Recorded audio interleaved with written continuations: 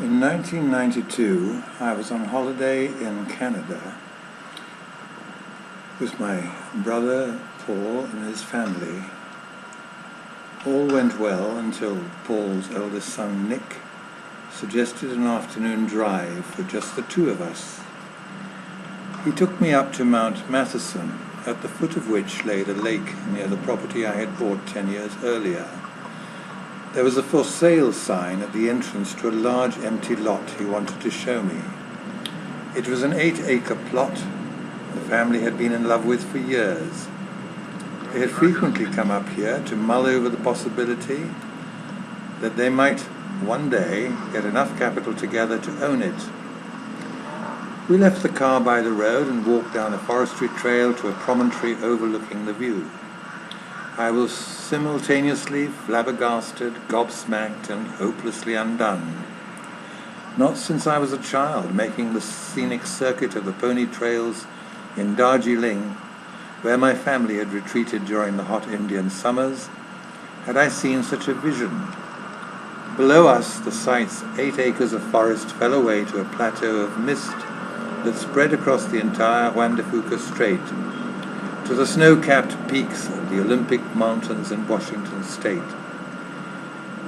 It was my boyhood memory of Kanchenjunga recalled, the 5 treasures of the snow, glowing radiant across the deep-shadowed chasms of the Himalayan ranges that lay between.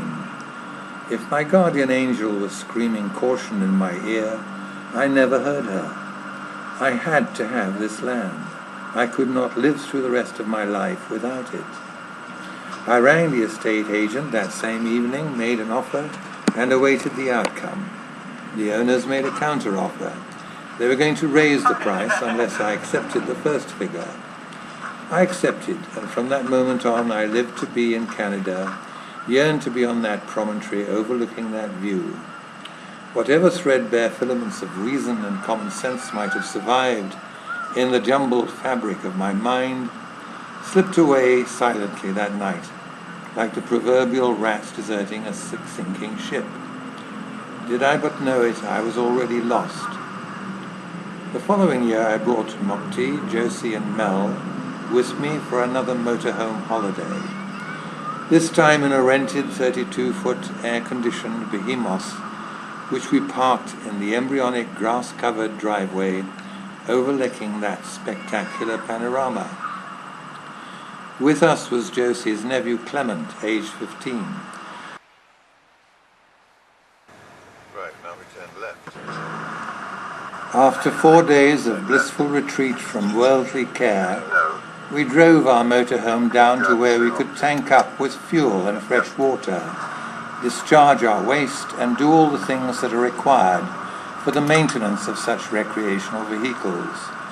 We camped overnight at French Beach on the road to Port Renfrew and moved on from there to Whiff and Spit, returning the following remarkably hot day by slogging up Mount Matheson Road at a speed I felt to be surprisingly sluggish, even given the prevailing temperature.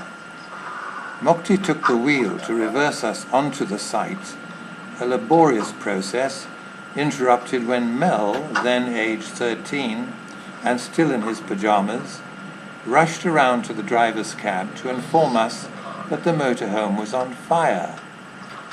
Idiotically, I assumed that the fire had started in the engine, so I reached for the catch below the steering wheel to open the hood.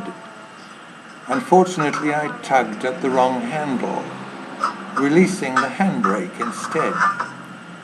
Mokti and I had already vacated the cab, only to watch helplessly as the by now flaming motorhome started to roll gently downhill. I ran alongside it, intending to leap aboard again and arrest its progress. The motorhome bounced off a boulder and began to roll over on top of me. Fortunately, before it succeeded in doing so, it crashed into the trunk of an arbutus tree, which rolled it back upright again. The rest of the family came rushing up to see if I was all right. Mel was carrying Hugo the hippo, a stuffed woolen toy I had bought him when he was 2 years old, and which had accompanied him everywhere ever since. His first priority had been to save Hugo, but mine was to save our motorhome. I grabbed Hugo from him and used its stuffing to protect my hand as I endeavored to unscrew the radiator cap. Why it would have occurred to me to do so, I cannot now recall. Abandoning the effort to get at the radiator, I saw that Josie had retrieved a fire extinguisher from inside the cabin. I took this from her, and before anyone could remind me that this wasn't the source of the fire, I emptied its contents through the radiator grill. Behind us, the cabin was by now beginning to glow, layered from ceiling downwards in dense black smoke. I rushed to my bunk, groping blindly for my video camera and my wallet, from which I had removed the 2,000 Canadian dollars I had cashed at the bank that morning. I found the camera and the wallet, but not the money. Being a great deal more organized, Josie had already retrieved all our passports and air tickets, which she had taken the precaution of safeguarding in a bedside drawer. With the fumes choking my lungs, I at last surrendered to the shouted appeals from outside to vacate the patently insalvageable vehicle. I could only join them and watch from a safe distance as the blaze evolved into a devouring inferno. One or two mature firs in the immediate vicinity lit up like Christmas candles, tongues of flame racing through their upper branches. Oh Christ, I thought, the whole forest is going to go. On the way back, we had stopped at an antique store where I purchased this rather large totem pole. Josie had a bad feeling about it, but we'd left it at my brother's home before proceeding up Mount Matheson. Our neighbors were few and far between, their homes mostly invisible in the trees. Someone, I decided, ought to be told about this fire. I raced off in search of a telephone. About 300 yards down the road, a family in a U-Drive removal van was in the process of shifting household effects into a weatherboard vacation rental. "Can I use your phone?" I panted. "I'm afraid the forest is on fire." The wife, caught in the act of hauling a large suitcase, turned to her husband and yelled, "Honey, put it all back again." I found the phone and dialed 911, but by now a helicopter was circling overhead. I returned to the scene of the crime. The butane gas tanks were screaming and wailing like creatures in the last tortured throes of distress. There was really nothing one could do about it until the fire brigade arrived. But no, wait a moment, I still had my video camera.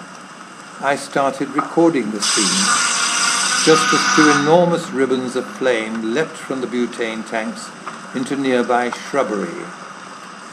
Panic-stricken residents started to emerge from the trees down the road. I turned to introduce myself, my video camera still running to record their incredulous expressions. "Hello," I said apologetically, "I'm your new neighbor. I'm sorry about all this." The East Souk Fire Brigade arrived to take control of the situation. I remember that I was supposed to meet John Chan at the BC Ferry's Swartz Bay terminal. John had taken over as Director of Information Services when Chung Man Yi left that post to return to Radio Television Hong Kong as Director of Broadcasting. Holidaying with friends in Vancouver, he had expressed sufficient interest in my neck of the woods to ask if he could come across by ferries through the Gulf Islands and see it for himself. I had to go and explain to him that by this time I might not actually have any land left to possess. In addition to the motorhome, I'd rented a Ford Lincoln as a runabout. Still covered in soot, as visible proof that it wasn't just making excuses, I used this to race to the Sanish Peninsula and Swartz Bay to explain the situation to John. He was most understanding, deciding to investigate Bouchard Gardens instead. Good choice, I said. I returned to Wilderness Place to find the blaze had been extinguished. My caravan. Firemen were still combing the underbrush, snuffing out the last smouldering vestiges. It was a good thing, they told me, there hadn't been a breath of wind that day, or the whole mountain might have gone up in flames. Very lucky, I murmured, surveying the crumbled, molten metallic rim of our 32-foot, air-conditioned, rented motorhome. Mukti, Josie, Mel and Clement had been taken in by our immediate next-door neighbours, 77-year-old Vernon and Leslie Footner. In terms of providing us with post-traumatic succor, fate could not have been more providential. Where others had been concerned only to save themselves, Vernon and Leslie had thought first and foremost of rescuing us, complete strangers though we were. We all fell immediately in love with them and their house, which Vernon, a retired building contractor, had designed and constructed entirely on his own. It was shaped like a squat but massive pagoda, with the bedroom sensibly in the basement. I immediately asked Vernon if he could design the house I planned to build next door. Vernon declined, pleading old age and the fact that he hadn't built anything in years. But a week later, when we all returned from our peregrinations through the Rockies in the Ford Lincoln, in the course of which we revisited our old friends and returned Clement to his mother, I was delighted to learn that Vernon had changed his mind. His grandson Robin had wanted him to follow into the construction business himself, and saw this as an ideal opportunity to make a good start.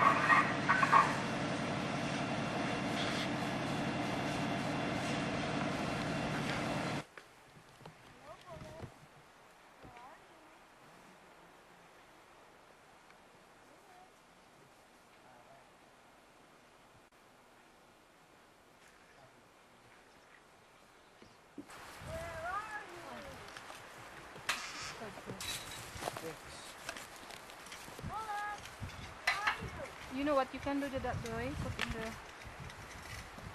scavenging. my This bag is should be Simple here. Junior's son, Yes. Rafi. Put it in the that one. My Still. bag should be here. And this one's supposed to be. I'll look for some more stuff. Your melted shape of bullet. This was my bullet. I paid $10 for this.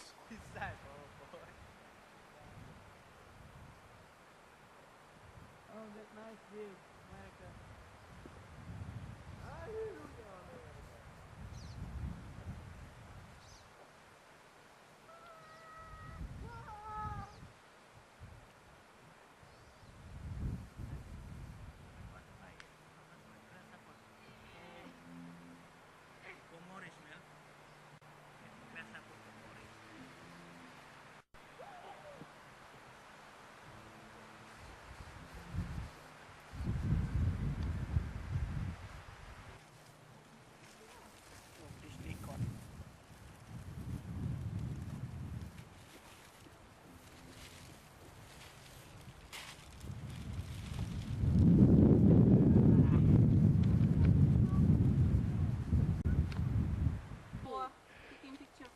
So that's what's left of the salmon. Mokti, that was in the burnt out caravan. Yeah, one day after we fishing. Oh dear. Oh, nice fish. You could almost eat it, couldn't you? No, poison already. There we are. Thank you again, our gracious host and hostess. Take that. Yeah, the bird. We'll put it up for the birds. Here, I think The bird will eat it. put it there, there was smell. You still have enough smelly fish on it.